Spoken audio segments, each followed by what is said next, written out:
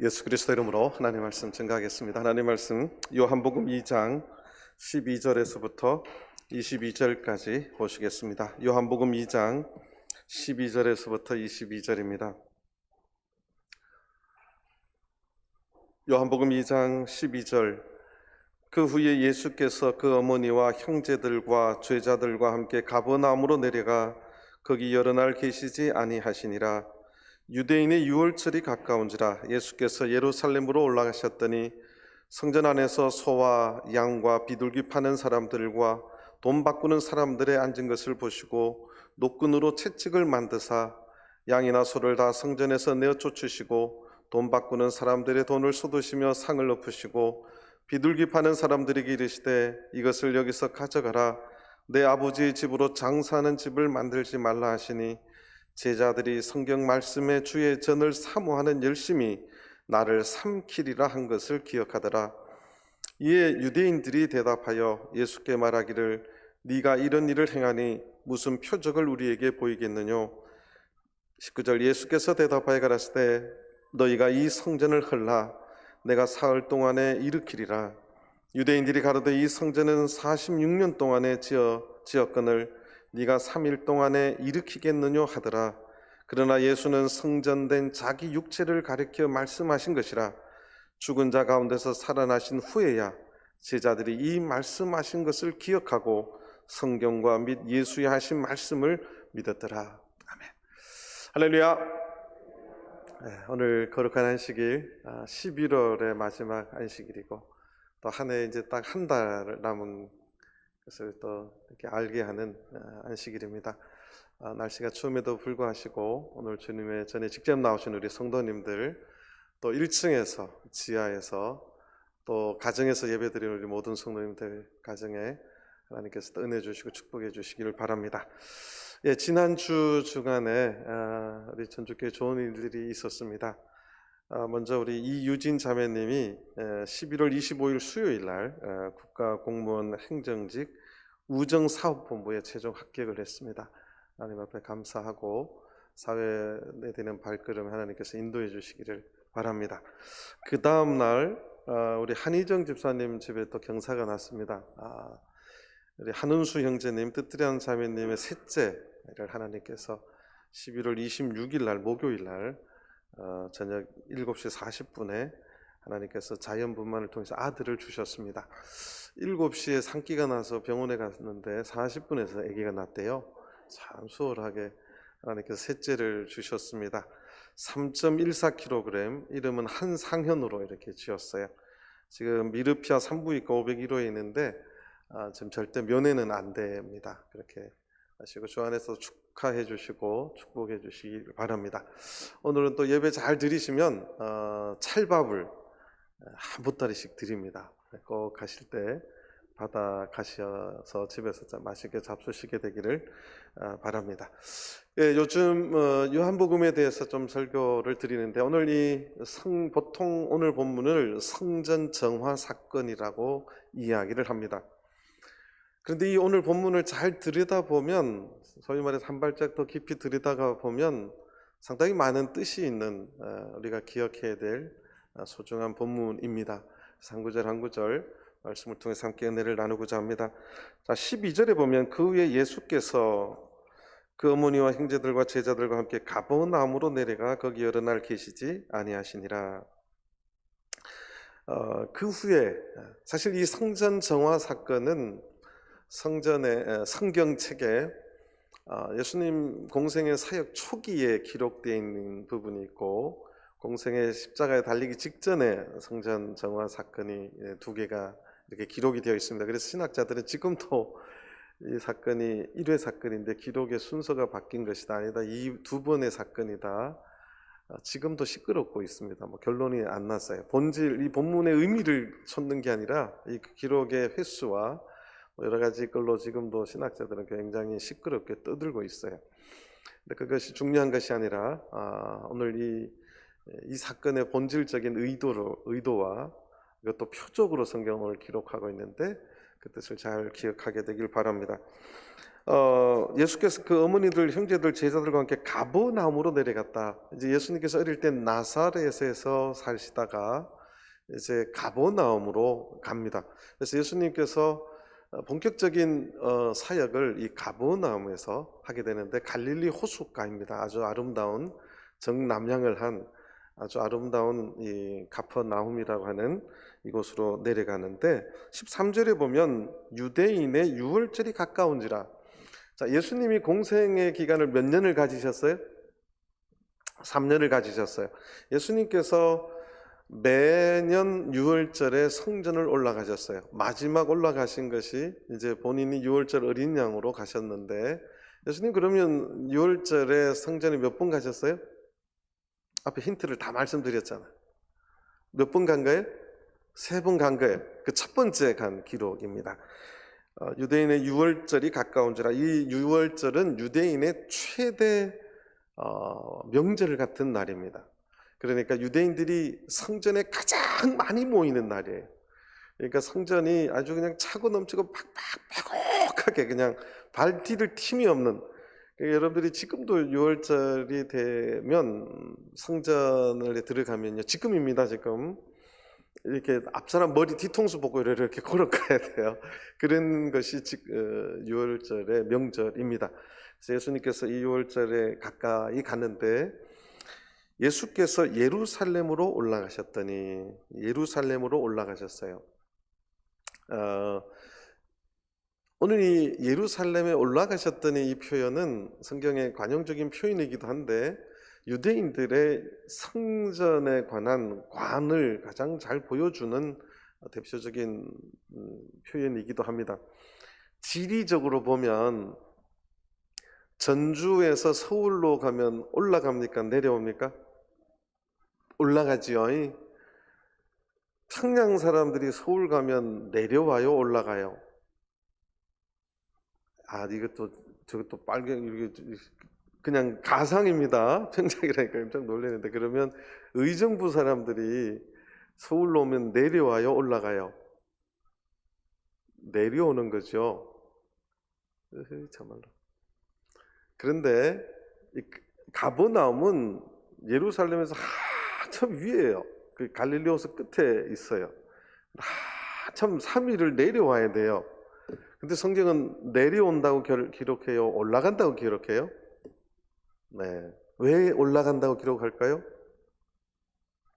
이야기했잖요. 유대인들의 이 정신사고관을 나타내는 거라고. 유대인들은 어디에 살든 예루살렘은 그들의 삶의 중심이고 그들 세계관의 중심이고 최고의 중요한 장소이기 때문에 동서남북 상관없이 예루살렘은 무조건 뭐 한다고 기록하냐면 올라간다고 기록해요. 그럼 예루살렘이 왜 그렇게 중요하고 모든 사람들이 올라간다고 기록하느냐? 그곳에 뭐가 있기 때문에? 성전이 있기 때문에 그래요. 다른 이유 하나도 없어요. 예루살렘 안에 성전이 있기 때문에 3일을 내려와도 올라간다고 말하는 거예요. 최고로 중요하다고 생각하는 그곳을 가기 때문에 올라간다고 말을 하는 거예요. 자, 그런데 14절에 성경은 카메라는 아주 거두절미하고 성전에 어떻게 들어갔고 뭐 타고 들어갔고 마지막 들어갈 때는 나귀 타고 들어가고 뭐 이런 자세한 기록이 있는데, 첫 번째는 아무 기록이 없고 바로 성전 안에 어떤 일이 벌어지는가가 기록되어 있습니다. 14절, 성전 안에서 소와 양과 비둘기 파는 사람들과, 성전 안에 갔더니 소와 양과 비둘기 파는 사람들이 있어요. 하나님께서 구약의 많은 제사들이 이제 성전에서 행해지는데, 성전 제물의 종류가 소와 양과 비둘기예요. 그러니까 아주 중요한 제사 때 또 부자들은 소를 바칠 수 있어요. 그런데 보통 평민들은 그저 양을 바칩니다. 양이나 염소를 바치고, 그것도 돈이 없으면 하나님께서 비둘기를 바치라 했는데, 비둘기도 먼저 집 비둘기를 바치라고, 그것도 돈이 안 되면 산에 가서 비둘기 잡아와서 산비둘기도 괜찮다. 이게 이제 레위기에서에 나오는 이야기입니다. 어쨌든 성전에서 드리는 제물들을 파는 사람들이 있었다. 그것이 첫 번째 성전 안에서의 모습이. 두 번째는 돈 바꾸는 사람들의 앉은 것을 예수님이 보십니다. 돈 바꾸는 사람들이 왜 필요했느냐? 두 가지인데요. 첫 번째는 당시에 사회에서 통용되는 돈은 로마의 돈이에요. 그러니까 로마의 돈이 데나리온이에요. 데나리온을 통용하는데 그리고 이제 헬라 문화가 있는데, 헬라에서는 또 드라크마하고 문화라고 하는 돈을 사용했어요. 그거는 예루살렘 땅이 아니라 저 위에 바울 사도 3차 전도여행 같은데 그 지역 사람들은 또 그것이 또 통용되기도 했습니다. 그런데 유대인들은 세겔을 사용했는데, 그럼 세겔이라고 하는 것이 통용되는 돈이냐? 그게 아니라 많은 유대인들이 사용하는 화폐가 세켈인데, 그 세켈을 유대인들이 쓰는 곳이 딱 한 군데가 있어요.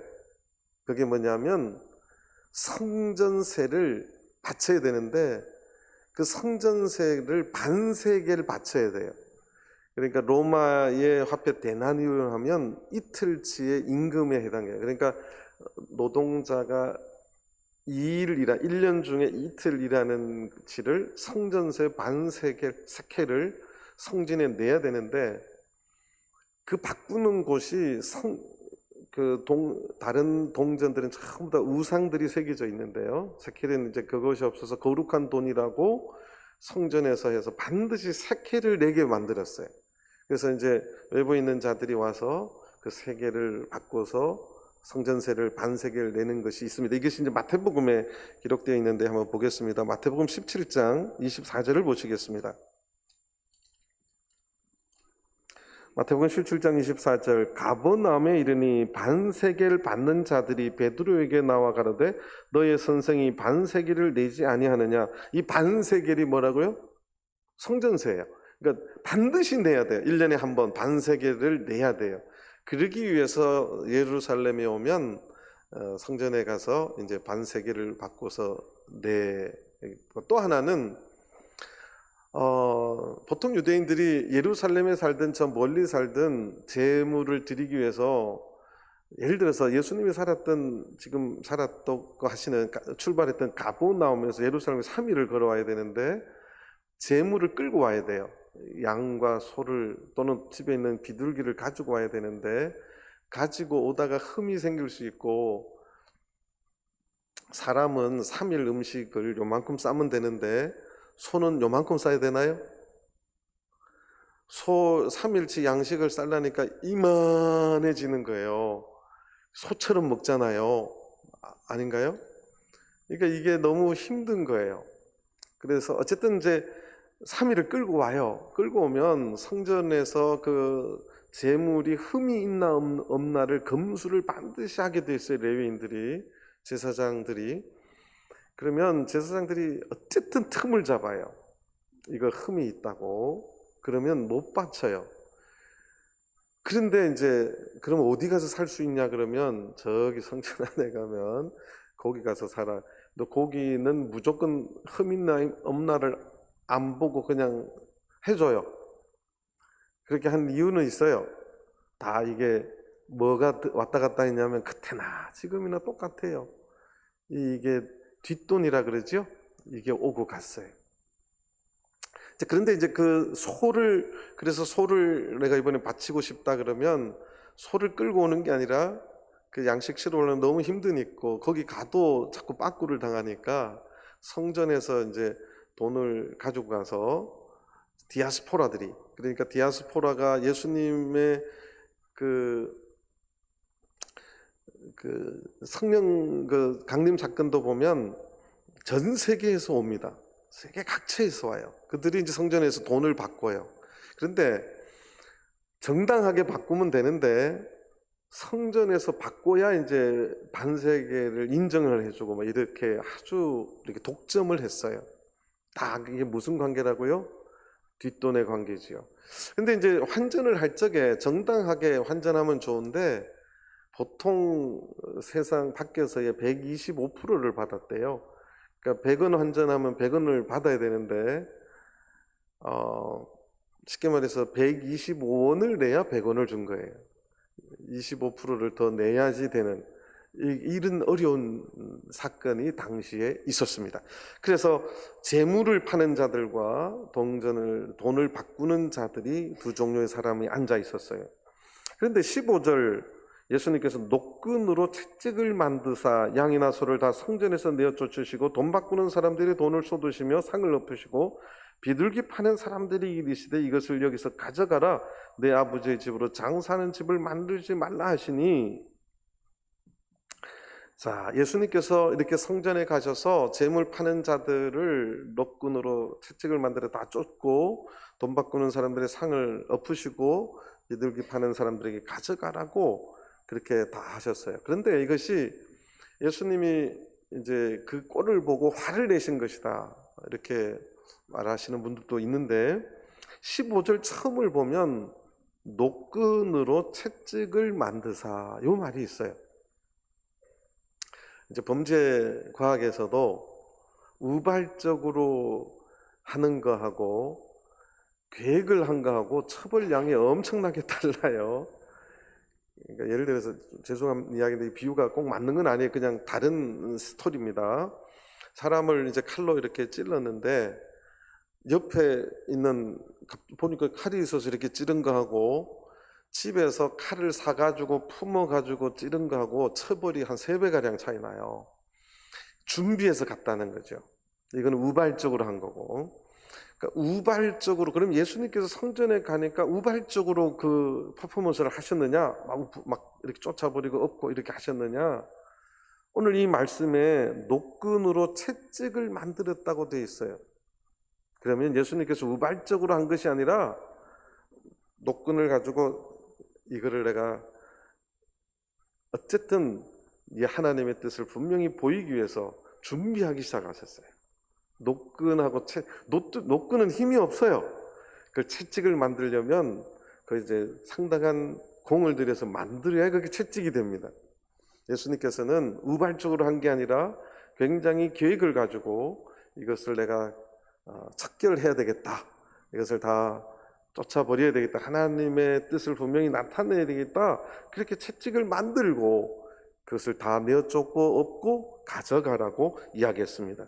내 아버지의 집으로 장사하는 집을 만들지 말라. 여러분들 장사하는 거 어떤 성도님들이 이걸 또 오해를 해가지고 소수입니다만 저한테 이제 목사님 그럼 예수 믿는 사람 장사하면 안 되나요? 이렇게 질문하는 사람도 있어요. 예수 믿는 사람이 장사하면 안 돼요? 그러니까 항상 성경을 너무 과하게 해석하면 그렇게 돼요. 장사하는 게 문제가 아니라 그 장사를 어디서 한 거라고요? 예수 믿는 사람 얼마든지 장사해도 돼요. 우리 성도님들 장사 열심히 하셔서 부자 되셨으면 좋겠어요. 교회 11조도 많이 내시고. 장사하는 것을 밖에서 하는 게 아니라 하나님 앞에 예배하고 장사하는 이곳에서 그 뒷돈 거래의 관계를 가지고 이곳에서 특권을 누리는 것 때문에 예수님께서 이 하나님 아버지의 집으로 장사하는 집을 만들지 말라라고 이야기한 겁니다. 자, 그런데 옆에서 누가 보고 있어요? 옆에서 누가 보고 있어요? 제자들이 보고 있었습니다. 그래서 제자들이 성경 말씀에 주의 전을 사모하는 열심이 나를 삼키리라 한 것을 기억하더라. 이건 예수님이 하신 말씀이에요? 제자들이 어떤 성경에서 기억해낸 말씀이에요? 성경에서 기억해낸 말씀이에요. 이게 이제 어디 말씀이냐면 시편 69편을 보시겠습니다. 시편 69편 9절입니다.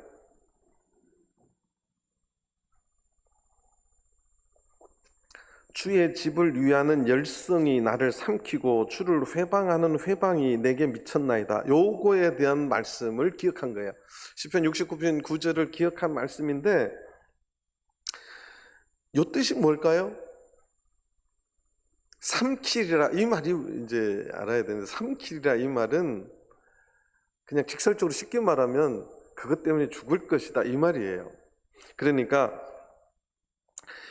주의 전을 사모하는 열심이 그것 때문에 내가 죽음의 길에 들어선다 그 뜻이에요. 그것을 시편 69편 9절에 그렇게 하신 말씀이 이 말인가 기억을 해냈다는 거예요. 요 말의 뜻은 이 순간 제자들이 그걸 말씀을 기억했다는 것은 예수님께서 잘못 건드려서 결국은 성전에서 그렇게 너무 사랑해서 성전에 막 이 재물 파는 사람 내어쫓고 한 것 때문에 예수님이 결국 어떻게 될 것이다라는 뜻이에요? 아이고 죽게 생겼네, 큰일 났네, 그 말이에요. 제자들이 봐도 저거는 잘못됐지만 누구도 손못 대는 정치적인 권력이 있는 당시에 최고의 힘들을 가진 자들이 예루살렘 대제사장들, 사두개인들, 바리새인들이 다 이렇게 하는 것인데 그걸 해놓으니까 예수님 저러다가 저거 다칠 텐데, 예수님 죽었는데 이렇게 말하는 거예요. 시편에 우리가 그렇게 읽었는데 기억이 주님의 전을 사랑했는데 왜 죽게 될까? 그게 또 이 말인가? 이제 기억을 했다는 이야기입니다. 이게 중요한 게 아닌데요. 18절입니다. 이에 유대인들이 대답하여 예수께 말하기를 네가 이런 일을 행하니 무슨 표적을 우리에게 보이겠느냐. 유대인들이 놀리는 거죠. 아무도 감히 할 수 없는 일을, 퍼포먼스를 예수님이 하셨어요. 이게 도대체 무슨 뜻이 있다. 사실은 네가 우리에게 표적을 뭘 보여주겠느냐 말은 자기들도 저렇게 해야 되는데 못하고 있었어요.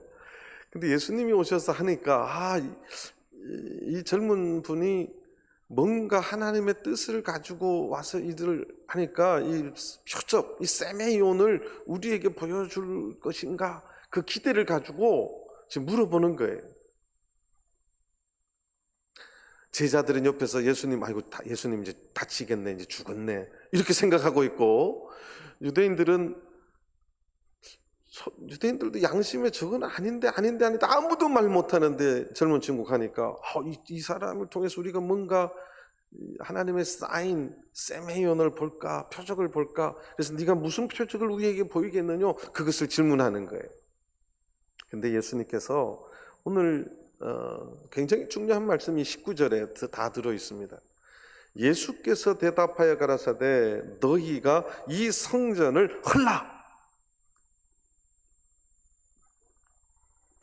이 성전을 헐으래요. 이것이 성전 모독 사건이 됩니다. 아까 이야기했잖아요. 유대인들의 모든 신앙의 중심은 어디에 있다고요? 예루살렘이 올라가고 근데 왜 예루살렘이 더 중요하다고요? 성전. 근데 예수님께서 성전을 부숴버리라 그 말이에요. 영어로 디스토리, 아주 부숴버리라는 거예요. 성전을 헐으라는 거예요. 그 뒤에 이제 성경에 보면 20절에 유대인들이 가라되 이 성전은 46년 동안에 지어졌다. 46년 동안에 엄청난 돈과 아주 정성을 들여서 지은 건데 저걸 어떻게 헐으라고 말하느냐. 그래서 예수님을 이제 죽이려고 한 거죠. 하나님의 신성을 모독한 것이다. 거룩함을 모독한 것이다. 그런데 그 다음 말을 보면 내가 사흘 동안에 일으키리라 이렇게 말해요. 여러분들 헐어라, 그 다음에 내가 3일 만에 뭐 하겠다고 말을 해야지 논리적으로 맞아요? 짓겠다고 해야 돼요. 짓겠다. 내가 3일 동안에 짓겠다 그렇게 말해야 돼요. 근데 오늘 보면 전혀 다른 말이에요. 자, 한번 보시겠습니다. 이 요한복음 12장, 이 요한복음 안에 이 일으키리라는 말이 어디에서 쓰였냐면 요한복음 12장 1절에 기록되어 있어요.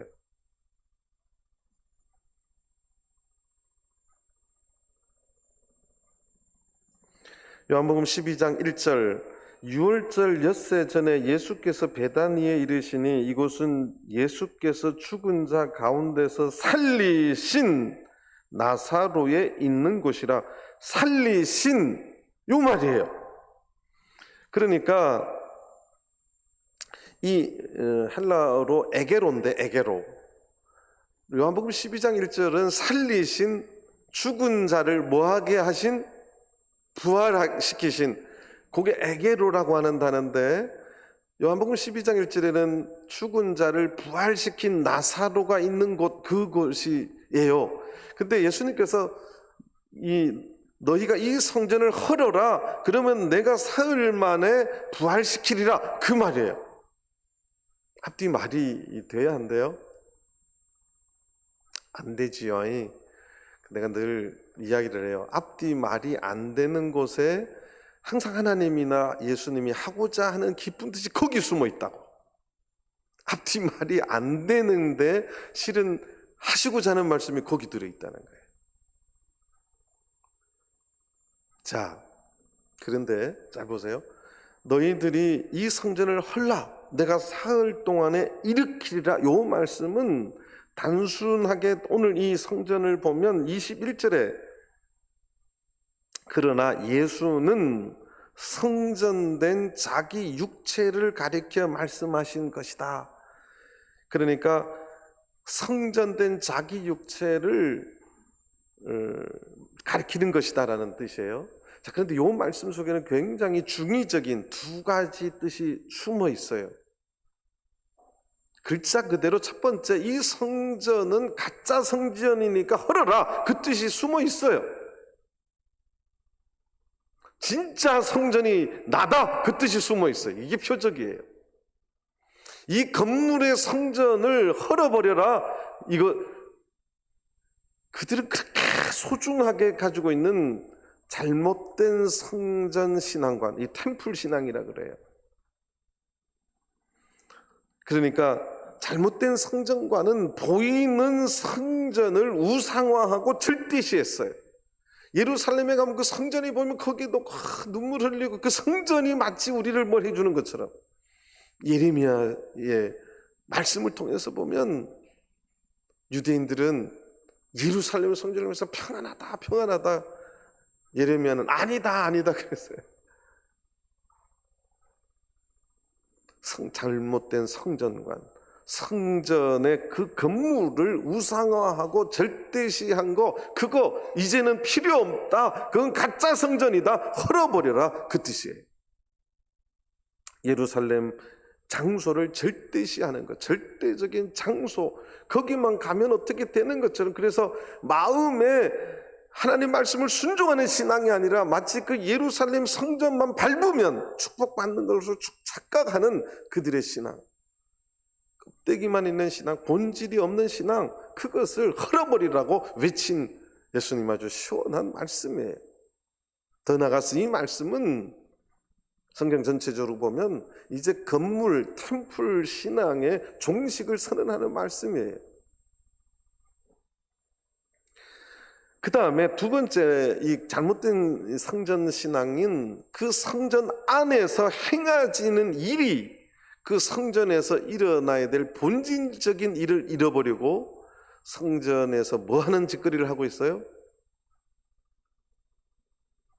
재물을 판매하고 동전을 바꾸는 일을 크게 더 그냥, 왜냐하면 이득이 있으니까.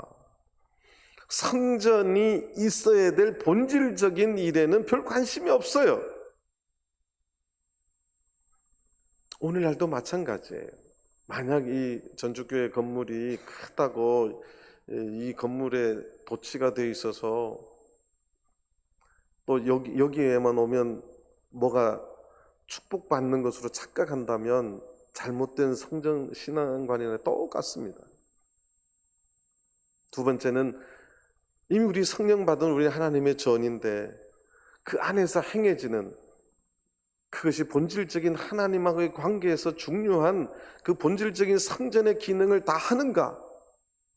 오늘 이 전주교회가 있다면 이 안에서 우리가 정말 경건하게 예배드리는 것을 가장 본질로 생각하는가? 어떤 분은 그래요. 목사님, 교회 발전 참여주교 왜 안 되는 줄 아세요? 구제사업을 안 해서. 구제사업은 본질이 아니에요. 목사님, 왜 전도가 안 되는 줄 아십니까? 교회처럼 목사가 찾아다니면서 막 뭐 헌금하면 500만 원 주면 당신한테 뭐 얼마치를 채택을 줄 테니까 헌금하세요. 뭐 이러고 다녀야 이게 되지. 큰 교회가 그렇게 했다면서요, 바울교회. 저한테 그렇게 이야기해 주는 사람 몇 분 계세요. 교회는 그것이 본질이 아니에요.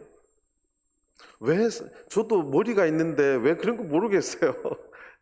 저도 머리 있습니다. 겁나게 하나님이 크게 만들어 주셨어요. 본질이 아니기 때문에 안 하는 거지, 몰라서 안 하는 거는 아니에요. 들으면 말은 맞아요. 본질이 아니에요. 지금 성전을 헐어버리라고 하신 이유는 이거 너네들이 지금 건물을 우상시하는 것뿐만 아니라 그 안에서의 본질을 잃어버린 껍데기 성전은 헐어버리라는 뜻이에요.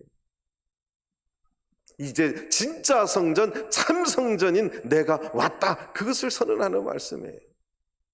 이 말씀, 이 표적 세메이온이라고 하는 말 속에는 왜 예수님께서 이렇게 갑자기 느닷없이 성질을 마치 내신 것처럼 보이고 이렇게 했을까? 이제는 가짜 템플 신앙, 성전 건물 신앙은 이제 끝이 났음을 선언하는 말씀입니다. 내가 3일 만에 이것을 일으켜 세울 것이다. 이 말 속에 이제 이 중의적인 뜻이 들어있다 그래. 두 번째 큰 아주 중요한 의미는 보이지 않는 듯 보이는 중요한 뜻은 이 성전을 헐라, 이 말은 뒤에 21절의 근거로 보면 성전된 자기 육체를 가리켜 한 말씀이라고 본다면 이 성전을 헐으라, 이 말은 뭐예요? 나를 죽여라, 그 뜻이에요. 정말로 여기 세메이온이에요. 이런 게 성전을 헐라라는 말은 자기 육체된 성전된 자기 육체를 가리켜 하신 말씀이다. 성경을 해석해 놨어요. 그러면 이 성전을 헐라는 말은 나를 어떻게 하라는 말이에요? 나를 죽여라, 그 말이에요. 참된 성전의 본질적인 가치는 예수님의 십자가의 죽음에 있다는 거예요. 예수님의 십자가의 죽음을 통한 그 보혈을 통해서 죄사함을 깨끗이 씻은 그것이 참된 교회의 본질이라는 거예요. 이 건물은 헐어버려도 된다는 거예요. 예수님께서 새로운 성전 시대가 왔음을 선포하는 말씀이에요. 오늘날 교회의 본질은 짐승 바치고 이게 아니에요. 예수님의 죽음을 통한 대속의 은혜가 있는 것, 그것이 교회라는 거예요. 오늘날 이 땅의 교회는 예수님이 우리를 대신해서 죽음을 통해서 우리가 죄사함을 얻고 거룩한 백성이 되는 곳, 그것이 곧 뭐라고요? 성전이라는 것을 선언하는 말이에요. 나를 죽여야 된다, 나를 죽여라, 그 뜻이에요. 나의 죽음을 통한 대속의 죽음을 통해서, 그 죽음의 십자가의 보혈을 통해서 죄 씻음 받는 그 구원받은 무리들이 있는 곳, 그것이 교회의 본질이라는 거죠. 그래서 예수님의 죽음이 이루어져야 교회가 탄생되는 것이지, 진정한 교회가 탄생되는 것이에요. 오늘날 교회는 예수님의 십자가의 보혈이 흐르는 곳이에요. 건물이 중요한 게 아니지요. 우리가 매번 예배 드릴 때마다 예수 그리스도의 그 죽음을 기념하고 예수님의 죽음을 감격해 하는, 그래서 예수님의 그 보혈의 사랑이 우리를 하나 되게 하고 깨끗하게 구원받은 백성으로 만들어가는 곳, 그것을 감사하고 감격해하고 예배하는 것, 그것이 교회의 본질이라는 겁니다. 예수님이 오심을 통해서 이제 참된 성전의 시대가 열렸음을 이야기하는 거예요. 나를 죽여라는 거예요. 그래야 그 다음에 뭐라고 말씀하시느냐? 내가 사흘 동안에 일으키리라. 사흘 만에 여러분들 지금도 부활을 잘 못 믿으시는 분이 있을 수 있어요. 제가 대화를 해보면 그래요. 예수님께서 너무 분명하게 이야기하셨어요. 내가 사흘 동안에 부활시킬 것이다. 이것은 교회의 본질은 무엇이냐? 부활의 소망을 붙잡고 사는 자들의 공동체라는 거예요. 오늘날 교회는 무엇이냐? 우리가 부활하여 하늘나라 갈 것을 붙잡고 거기에 대한 소망을 붙잡고 살아가는 공동체가 참된 교회의 모습이라는 거예요.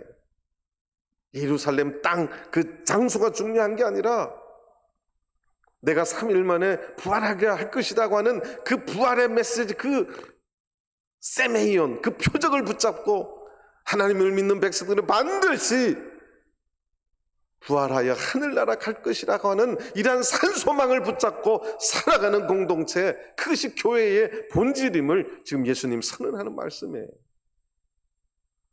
그래도 오늘도 마찬가지예요. 오늘 우리가 안식일날 이렇게 교회에 왔어요. 목자님 오늘도 뭔 말씀 할까이? 오늘 가만히 있어봐. 이 11월 달 마지막 주인데 떡을 뭔 떡 줄까이? 이거 갖고 예배 드리는 거 아니라는 거예요. 교회의 본질은 예수 그리스도의 죽음, 나의 죄를 대신해서 죽어주신 그 죽음을 감격해 하는 공동체, 그것이 교회의 본질 중에 본질임을 선언하는 거예요. 누가 뭐라 그래도 나는 하늘나라의 소망을 가지고 우리는 반드시 부활한다는 사실을 믿고 내가 하늘나라의 그 소망을 가지고 이 땅에서 어떠한 고난과 고통 속에서도 부활을 붙잡고 살겠노라고 결단하는 공동체가 교회의 본질임을 이야기하는 거예요. 그래서 옛 건물의 성전을 헐어버리라고 외쳤던 거예요. 그러니까 이것은 어떻게 보면 성전 정화 사건이 아니라 보이는 성전 신앙의 종식을 선언하는 말씀이에요. 저는 우리 전주교회 성도님들의 신앙이 예수님께서 오늘 굉장히 중요한 표적을 말씀해 주셨어요. 이 표적을 꼭 붙잡고 감사하고 감격해 하는 성도들이 되시기를 간절히 바랍니다. 그런데 20절 보면 유대인들이 가로되 이 성전은 46년 동안에 지었거늘 네가 3일 동안에 일으키겠느냐 하더라. 유대인들이 표적을 말해달라고 해서 말을 했더니 표적을 구한 양반들이 이 말뜻을 알아들어요? 못 알아들어요? 참말로 귓구녕은 있어요? 없어요? 있는디 알아들어요? 못 알아들어요? 못 알아들어요. 그래서 저는 오늘 어제 저녁에 묵상을 하면서 내가 아무리 말해도 이 자리에도 혹시 못 알아듣는 분이 계실까? 그게 걱정이 돼요. 세메이온을 말해달라고 해서 말을 했더니 못 알아들어.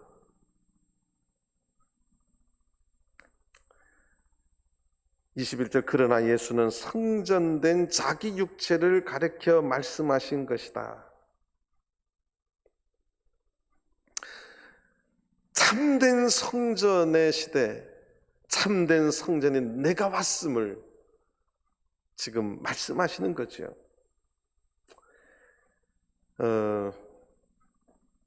22절이 참 또 재미있습니다. 22절로 가보겠습니다.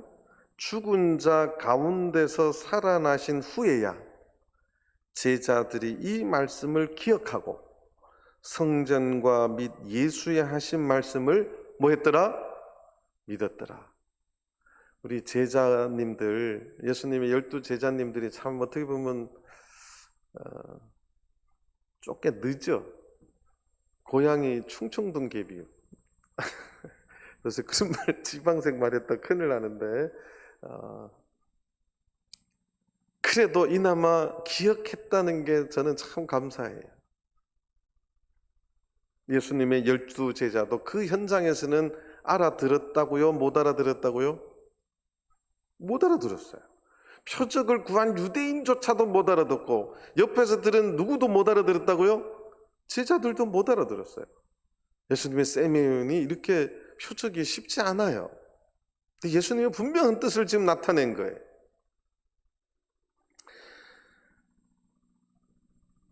저는 제자들이 죽은 자 가운데서 살아나신 후에야, 그러니까 예수님께서 정말 십자가에 달려 돌아가시고 3일 만에 부활하신 것을 보고 난 뒤에야 믿었다는 거예요. 예수님은 보고 믿는 자보다 보지 못하고 믿는 자가 뭐 하다고요? 더 복되다고 말씀해 주셨어요. 우리 전중기 성도님들 예수님 부활하신 거 보신 분 있으세요?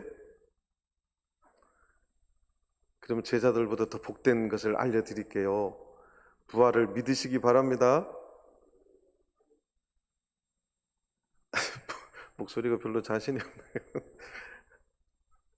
예수님은 죽은 자가 드디어 예수님이 부활하시고 난 뒤에야, 살아나신 후에야 제자들이 이 말씀을 기억하고 성경과 및 예수의 하신 말씀을 믿었더라. 저는 오늘날 교회의 본질, 예수님의 성전 정화 사건을 그냥 단순히 예수님께서 성전에 가서 그냥 성격 한번 부리고 막 엎고 이걸로 끝나는 게 아니라는 것을 다시 한번, 그러니까 제가 요한복음을 겉으로 살짝 보고 한 발짝 더 들어가서 보자는 거였어요. 굉장히 이 표적의 뜻이 들어있어요.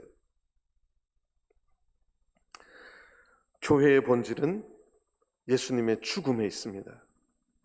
예수님의 십자가의 죽음의 보혈을 통해서 우리가 죄사함을 얻고 하나님의 거룩한 백성이 되었다는 사실, 그것이 새로운 성전시대, 보이는 건물의 성전이 아닌 그 죄사함을 얻는 그 구원받은 공동체의 모임이 교회임을 선언하는 말씀이죠.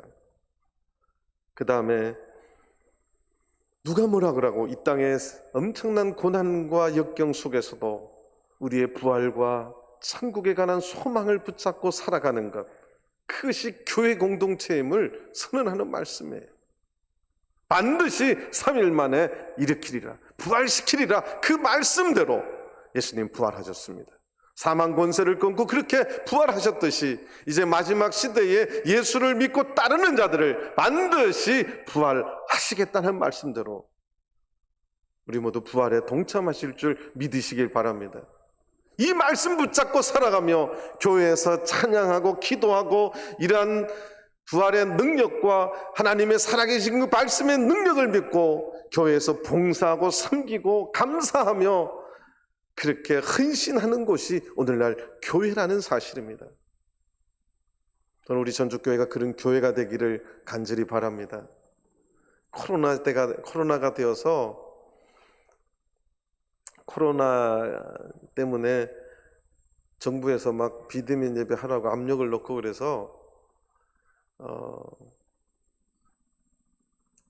그 정부의 말씀은 잘 순종해요. 그런데 신앙의 본질을 잃는다면 그것 때문에 제가 많이 걱정이 됩니다. 제가 요즘 기도가 그거예요. 이 코로나 때문에 우리 전주교회 성도님들의 신앙이 다 식어질까 봐 그게 걱정이에요. 제가 하나님 앞에 참 감사한 것은 제가 전주 와서 몇 가지 기도 제목을 갖고 늘 기도하는데 이제 전임 목사님이 저보고 그래요. 전주는 취준생들이 굉장히 많다고. 그 말 딱 듣는데 이걸 위해서 기도해야 되겠구나. 그리고 요즘 코로나 때문에 참 걱정이 많이 돼요. 정부에서 뭐 1.5단계 발표했는데 안 나가도 되지 뭐. 제가 존중을 합니다. 우리가 방송을 통해서도 예배 분명히 드릴 수 있습니다. 근데 우리 마음에 신앙이 식어진다면 이 감사와 감격이 식어진다면 그게 제가 염려가 되는 거예요. 저는 우리 전주교회 모든 성도님들의 신앙이 그런 뜨거운 부활의 신앙을 붙잡고 예수 그리스도의 십자가의 죽음 앞에 감사하며 그 보혈의 은혜 앞에 눈물을 흘리며 감격해하는 그러한 뜨거움이 살아있는 교회가 되기를 간절히 소망합니다. 다 같이 묵도하시겠습니다.